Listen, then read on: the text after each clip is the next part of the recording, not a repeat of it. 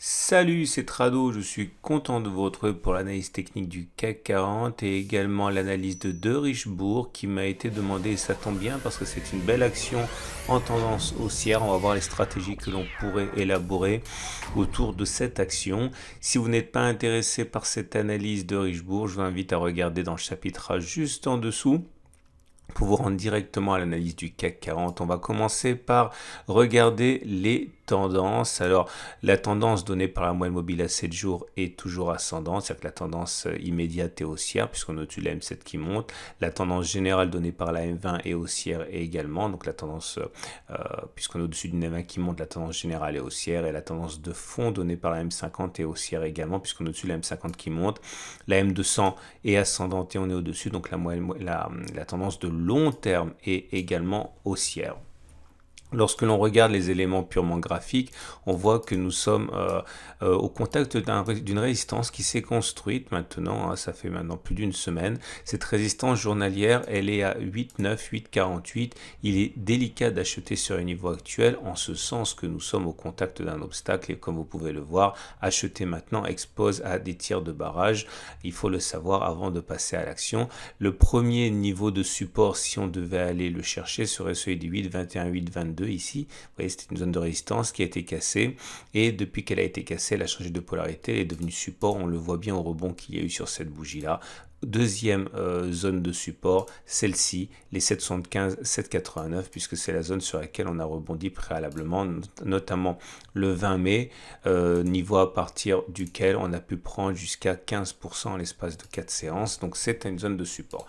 On a également un support de moyen terme, beaucoup plus solide théoriquement, puisque c'est celui des 7,69, 6,96. Il faut regarder sur les données hebdomadaires pour comprendre pourquoi c'est une zone de support. Et comme on peut le voir, c'est parce que c'est une zone de résistance, elle a été cassée, donc théoriquement elle a changé de polarité. Je vous montre un autre exemple pour que vous compreniez bien cette gymnastique si vous n'êtes pas habitué à l'analyse technique. Vous voyez ici, zone de résistance qui a été cassée, elle a donc changé de polarité et on a rebondi dessus avant de repartir à la hausse. Je reviens sur les données journalières et on regarde les chandeliers japonais. Les chandeliers japonais justement sont caractérisés par une couleur rouge et des mèches hautes. Ces mèches hautes que l'on voit notamment sur la bougie de lundi montrent bien hein, que les baissiers prennent les commandes dès que l'on rentre dans la résistance. Donc il faut faire attention encore une fois. Ce sont des bougies qui montrent des obstacles. Et c'est confirmé par la bougie Aiki Nashi. Alors la bougie Aiki Nashi, il suffit d'aller ici. Aiki Nashi, comme vous pouvez le voir, c'est une bougie verte qui montre donc une pression quand même haussière, mais le fait qu'il y ait une mèche basse montre que cette pression haussière est assez faible à comparer avec ces bougies, vous voyez ici, qui étaient vertes sans mèche basse et qui manifestent une tendance très très forte à la hausse. Ce n'est plus le cas ici, la tendance haussière tend à se ramollir un petit peu. On notera pour terminer qu'on a un support oblique ici hein, qui a accompagné les cours. Alors maintenant, si on veut acheter du De Richebourg, pour une raison ou une autre, voilà la stratégie que devraient normalement adopter les traders, on va dire, expérimentés. Première solution, puisque la tendance elle est haussière, hein, eh bien, on peut envisager, si on casse la résistance des 8,9, 8,48, c'est-à-dire une fois qu'on aura fait sauter le bouchon, on peut envisager d'acheter en cas de clôture au-dessus de cette zone.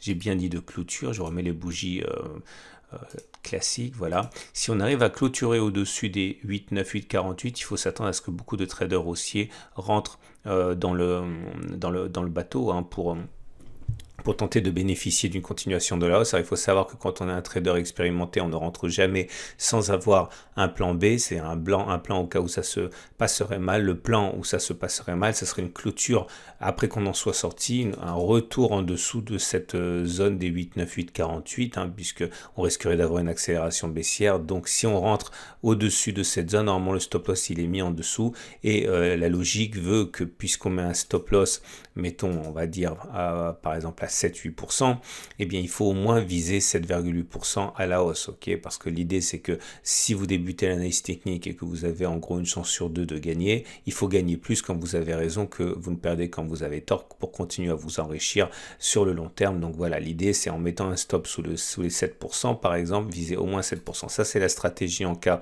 de cassure de la résistance. L'autre stratégie c'est celui de l'achat à bon compte, on va dire. Dans ce cas, première solution, on attend que l'on revienne sur la zone de support. Et on vise un retour sur la prochaine résistance. Alors attention, hein, parce que la logique est la même. Hein. Si on achète sur le support des 8,21, 8,22, il faut mettre un stop par exemple à 2%. Ok, en cas de retour en dessous du support, il faut viser au moins 2%. Par exemple, ici, si on vise la prochaine résistance, on a 3%, ça va. Voilà aussi, la logique est la même. Hein. Il faut parier qu'on aurait raison une fois sur deux, si on est moyen, on va dire. Et il faut gagner plus quand on a raison que quand on perd quand on a tort. Troisième solution, vous l'aurez compris, attendre un retour sur le support. Ici, parier sur un retour sur le prochain obstacle avec la même logique. Et pour les plus patients, ceux qui veulent éventuellement attendre un retour sur le support de moyen terme. Maintenant, autre solution, c'est l'investissement fractionné, c'est-à-dire que au lieu d'acheter en une fois, vous achetez, mettons, en 3 fois. C'est une solution. Par exemple, au lieu d'investir 100 maintenant, on investit 33 maintenant. Comme ça, au cas où l'action repartirait comme une flèche, eh bien vous êtes quand même investi. Investir les autres 33 manquants en cas de retour sur le support 8,21 par exemple, et les derniers 33 si on va chercher, mettons, le support de moyen terme. Ok, l'avantage c'est que si vous investissez en 3 fois maintenant, plus tard et encore plus tard, si vous avez raison et que finalement on repart vers les sommets, eh bien vous avez réduit votre prix de revient unitaire par rapport à une situation où vous auriez acheter tout maintenant, et si jamais ça s'effondre pour ne plus jamais revenir sur les plus hauts, vous avez perdu moins puisque vous avez acheté pendant que ça baissait. Attention, il ne s'agit pas de moyenner à la baisse, il s'agit de lisser l'entrée pour pouvoir améliorer son prix de revient unitaire. Voilà ce que je pouvais dire pour De Richebourg. J'espère que cela vous aidera. Je vous invite à vous abonner à ma chaîne YouTube. Je vous invite à me suivre sur Twitter ou sur Boursorama ou sur Facebook, selon votre réseau social préféré. Je fais des vidéos tous les jours et on passe tout de suite. Ah, j'ai oublié, si vous voulez savoir plus sur le stop loss, sur l'Aiki Nashi, sur ça, je vous invite à visiter le site de la Trado Academy, où vous rencontrerez aussi beaucoup de traders que vous connaissez bien, plus ou moins médiatiques, mais certains le sont beaucoup. Vous avez leur podcast qui est en ligne. On passe maintenant au CAC 40.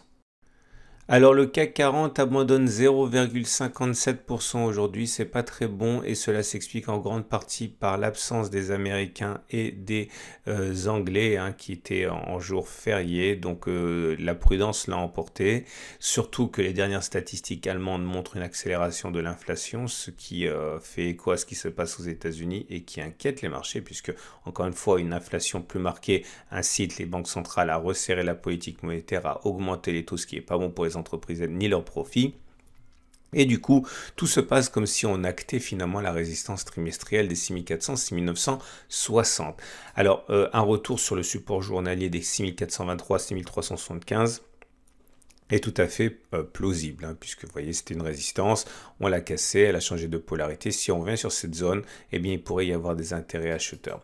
En attendant, la bougie du jour est plutôt mauvaise. 1, parce qu'elle est rouge. 2, parce qu'elle termine dans le plus bas, enfin, dans le tiers baissier. Ça invite à considérer une continuation de la baisse, mais un retour du côté des bougies Aiki Nashi, qui sont forcément plus lourdes parce qu'elles tiennent compte d'éléments différents, eh bien, montre que la bougie du jour reste quand même haussière, puisque c'est une bougie verte sans mèche basse. Alors attention, elle est moins haussière que ce qu'on a pu avoir par le passé, mais le fait que la mèche longue également, la mèche haute soit longue et fasse la taille du corps n'est pas très très haussier non plus, mais voilà, globalement ça reste un peu haussier du fait de l'absence de mèche basse. Alors, ça nous amène également aux éléments techniques, et les éléments techniques montrent que la moyenne mobile à 7 jours est toujours ascendante, donc la tendance immédiate elle est haussière, la moyenne mobile à 20 jours également est ascendante, donc la tendance générale est haussière, la moyenne mobile à 50 jours est ascendante,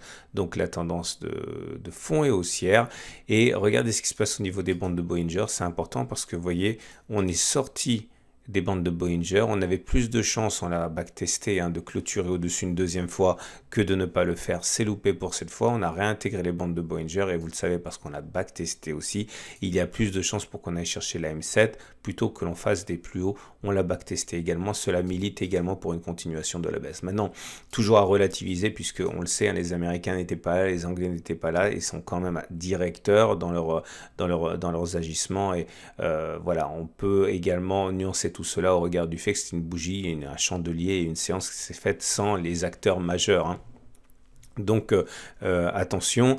Autre élément à prendre en considération, c'est les éléments purement techniques et comme vous pouvez le voir, bon, il n'y a rien, c'est même pas la peine de perdre trop de temps, si ce n'est peut-être le stochastique qui vient de délivrer un signal baissier, puisque croyez-moi sur parole, le stochastique vient de croiser son signal, c'est un signal baissier, c'est évident. À noter également des divergences baissières, puisque comme vous pouvez le voir ici, on n'a pas fait de pic ascendant entre ce pic-là et ce pic-là, alors que pendant ce temps, sur les cours, on a bien fait des pics ascendants. Autrement dit, ça s'appelle une divergence baissière. Donc, méfiance quand même par rapport à ce qu'il se passe actuellement.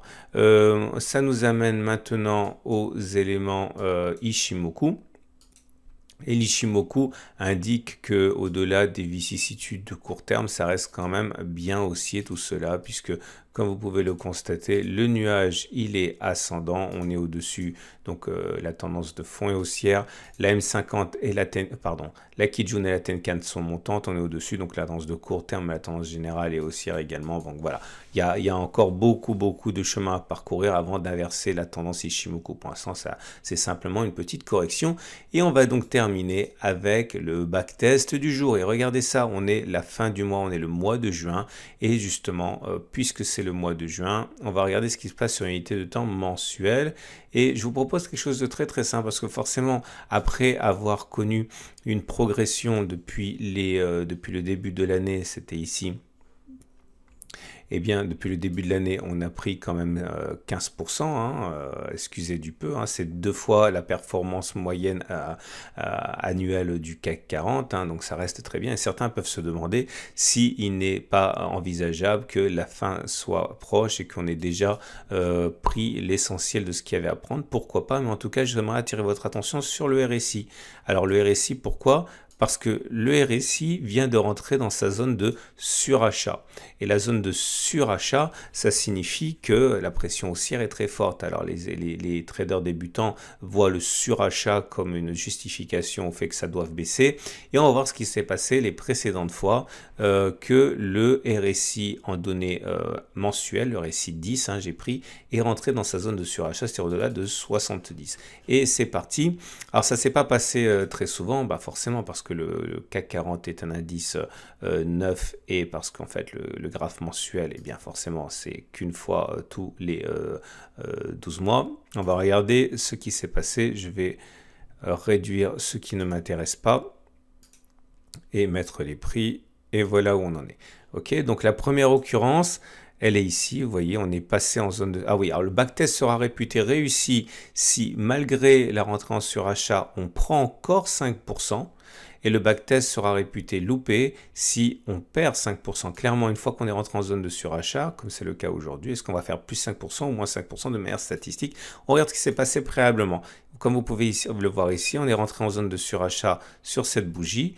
Est-ce que sur cette bougie, on a fait plus 5% ou moins 5% d'abord? On voit qu'on a d'abord fait moins 8,45. Ok, donc c'est un test qui est perdu. Sur cette bougie-ci, comme vous pouvez le constater, on est rentré en zone de surachat sur cette bougie-ci. Est-ce qu'on a d'abord fait plus 5 ou est-ce qu'on a d'abord fait moins 5? On a fait plus 3,32 puis on a sombré à moins 5,17. Donc encore une fois, on a baissé de 5% avant de gagner 5%. Troisième occurrence, c'était en 2015. C'était sur cette bougie. Est-ce qu'on a fait plus 5 ou on a fait moins 5 d'abord? On a d'abord fait plus 6,71 avant de baisser. Donc c'est réussi. On va aller plus vite. Un échec, encore un échec. Et par contre ici... Succès, succès, succès, succès, succès, encore un succès, un échec. Et voilà, c'est déjà terminé. On est à l'origine du CAC 40 en 1987, donc on ne peut pas aller plus loin. On n'a que 5 et 8, 13 occurrences, mais sur ces 5 et 8, 13 occurrences, on a 8 fois où on a pris plus 5% d'abord et 5 fois où on a fait moins 5% d'abord. Autrement dit, 62%. 62%, ça veut dire que même si le backtest n'est pas valable parce qu'on ne peut pas tirer des lois générales sur 13 occurrences, il demeure que 8 contre 5, il y a quand même plus de chances a priori qu'à partir du niveau actuel, puisqu'on est le 31 mai, il y a plus de chances pour qu'on aille faire d'abord les 6770 plutôt que d'aller chercher un retour sur le support mensuel ici qu'on a déjà visité préalablement à 6120 environ. Ok, donc à bon entendeur, gardez à l'esprit que statistiquement, je ne vois pas pourquoi on privilégierait une baisse de 5% au-delà d'une hausse de 5%.